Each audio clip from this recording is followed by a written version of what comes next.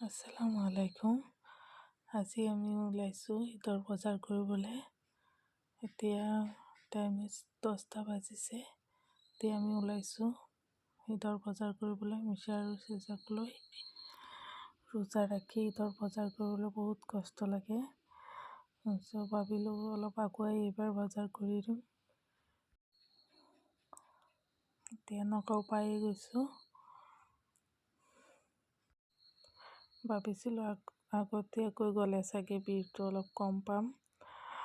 গৈ চাওঁ যিহে অৱস্থা, ইমান ভিৰ। চব দোকানতে বহুত ভিৰ আছিলে।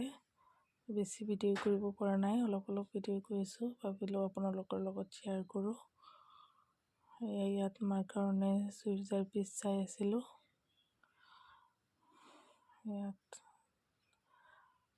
বহুতো ধুনীয়া ধুনীয়া কালেকশ্যন আছিল। লেহেংগা, চাৰাৰা, গাৰাৰা চব আছিল। চাই আছিলোঁ। এটা হাজবেণ্ডে বিল দি আছিল। এতিয়া আহি গৈছোঁ মিছা আৰু চিজাৰ কাপোৰ চাবলৈ। সিহঁতৰ কাপোৰ পচন্দই নহয়, বহুত সময় লৈছে সিহঁতে। চিজাৰ আৰু মিছাৰ কাপোৰ ঘৰত গৈ আপোনালোকৰ লগত চব শ্বেয়াৰ কৰিম। কি কিনিছোঁ কিনা নাই চব দেখুৱাম।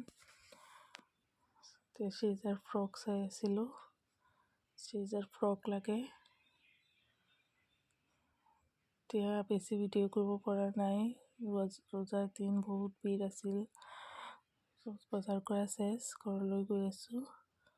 এযোৰ মাৰ চুইজাৰ পিচ, এইটো মোৰ মাৰ কাৰণে জামদানি শাৰী এখন লৈছোঁ। এযোৰ মিছাৰ কাৰণে লৈছোঁ। এইটো জিয়ানাৰ মোৰ বাগিনী। এইটো চিজাৰ ফ্ৰক।